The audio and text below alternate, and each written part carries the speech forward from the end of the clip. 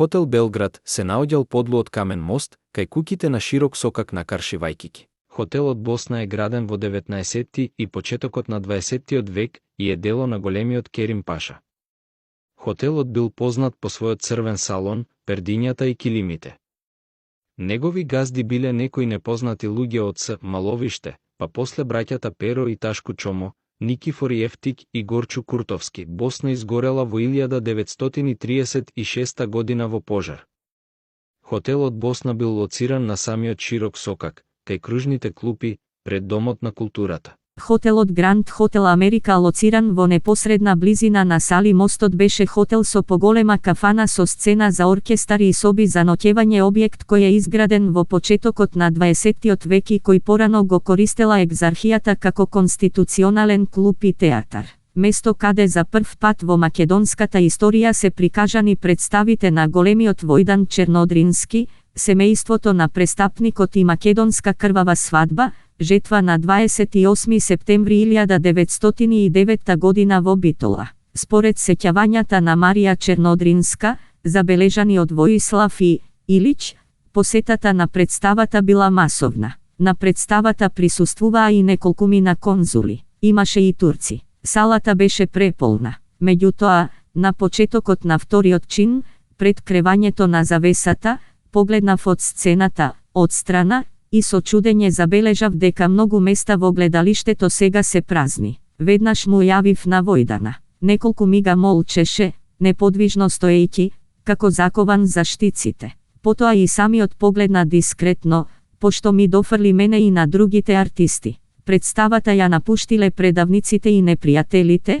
оние што не ги сакаат нашите идеи. Тие и нека си одат. Представата станала импресивна и опасна. Пораките, зборовите, слегле во салонот, на улиците, во домовите на битолчани и затоа македонскиот театар на Чернодрински не прикажал реприза. Марија и Војдан Чернодрински, заедно со офриѓанецот Пантелеј Куртелов, биле протерани од градот, а групата растурена. Подоцна салонот станува кино, а хотелот го купува господинот Темелко Трајков од Цапари, повратник од Америка, од каде хотелот и го добива своето има Гранд Америка. Покажувањата таму се пуштале филмови уште пред Милтон Манаки да започне со кинопроекциите. Во 1921 година познатиот Пане Напе од Прилеп го зема како закупец киното и 3 месеци од 1921 година Напе ќе го разработува тоа битолско кино, но настаните во неговото прилепско кино ќе го примораат да ја напушти Битола и да се врати назад, во Прилеп и да прекини со работа. Хотел Европа се наоѓал кај арболите пред Домот на културата.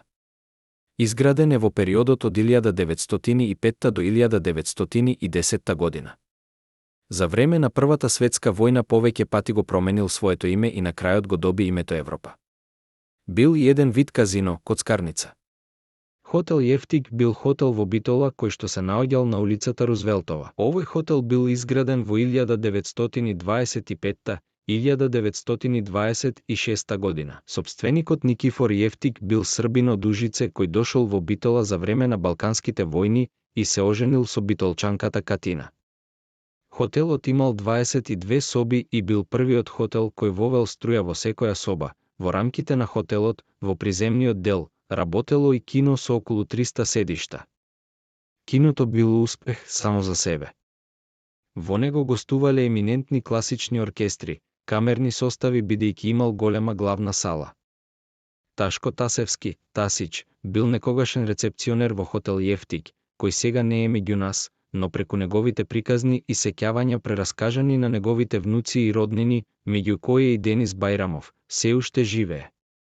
По неговите кажувања хотелот Јефтик бил еден од првите хотели и објекти каде тогаш вимало струја во Битола, хотел каде престојувале најбогатите гости, трговци и домаќини, еминентни и галантони господа, меѓу кои и германските воени офицери.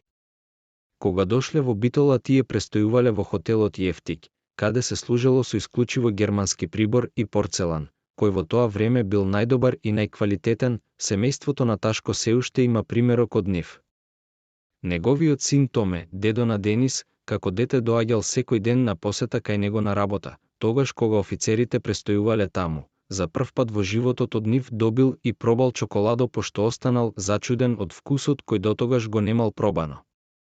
По неколку месечен престој германските офицери си заминале од Битола, од хотелот Јефтик, се поздравиле со Ташко, на кој за неговата чесна и верна услуга како поклон му доделиле кожна офицерска чанта и чевли кои светеле како огледал. Хотел Југославија. Објектот бил изграден на крајот на 19 или почетокот на 20 век, кој според главната влезна порта, најверојатно бил лан.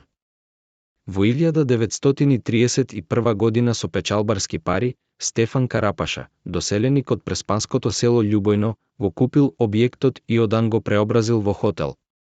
Стефан Карапаша, првин печалбарел во Влашко, потоа отпловил и за Сад, од каде ги довел и најбројниот дел средства за зафатот што го планирал во Битола. Името што му го дал на хотелот било Хотел Југославија, но во градот бил попознат како хотелот на преспаните. Извесно време служел и како бордел. За време бугарската окупација во Втората светска војна станал полициска станица, участок, при што визбените простории послужеле и како истражен затвор. Во 1948 година бил национализиран, па станал и клуб на резервните воени старешини, денес е поголема современа продавница за облека вајкики. На локацијата каде што се наоѓа кафе-бар Портал, се наоѓал хотелот Либерте. Хотелот Солун е една од најспецифичните градби во градот Битола. Објектот бил изграден од трудот, решителноста и солидарноста на тројца браќа.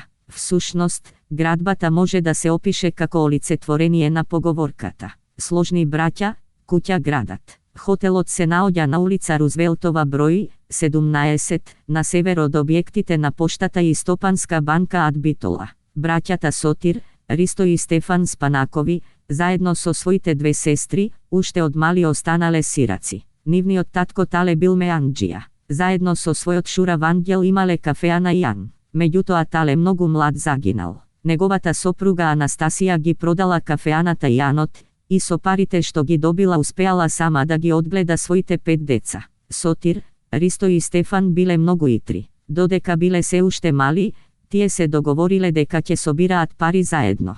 По неколку години, кога станале млади момчиња, со парите што ги собирале купиле плац со штала за крави. По некое време кравите ги продале и, по стапките на татка си, изнајмиле кафеана. Од парите што ги спечалиле со кафаната, пак, купиле нов плац и тогаш браќата се одлучиле меанџилакот да го претворат во хотелиерство. Во 1920 година тројцата браќа почнале да го градат хотелот Солун. Дури и самите учествувале во неговата изградба.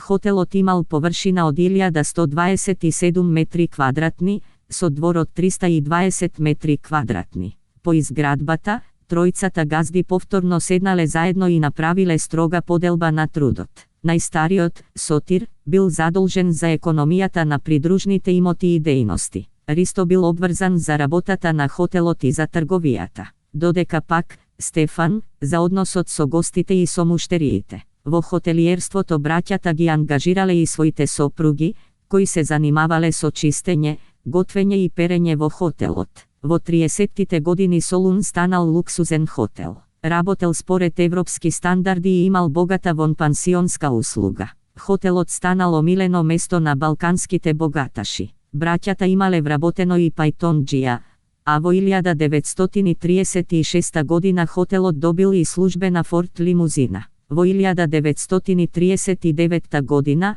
во хотелот преспал и кралот на Албанија, Ахмед Зогу, кој бил истеран од својата земја од страна на италијанската окупаторска војска.